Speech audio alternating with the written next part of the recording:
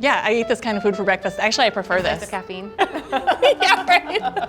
I would have this with black tea and a little bit of rice, and honestly, it is my perfect breakfast. It's spicy, it's so savory, and the tofu acts as kind of a balance to all of that. But there are definitely recipes that I'm more excited to present than others. Mapo Tofu was one that I was pumped to do, because I think it's a dish that I want more people to know about, to cook at home, and the flavors are just like, the amount of effort you're putting in and then the flavor you get out of it is nuts. We're gonna let this sit while we work on our spice paste, and this is not just spicy, it's super meaty, super intense, and there's some really fun ingredients in here. There's Szechuan peppercorns. Despite their name, they're not actually peppercorns and they're not spicy. Got this crazy chemical in them that makes your mouth tingle. Yeah, they're great. They kind of numbs your mouth a little bit. A little numbing. It feels like you're having a stroke, but you're not. Every flavor you put into that food processor packs a punch. Yes. Yeah, you need a break from all of those other flavors that are going on, and you need sort of a blank canvas. Like you're not using tofu because you want to make something vegetarian. It's a really cool combination.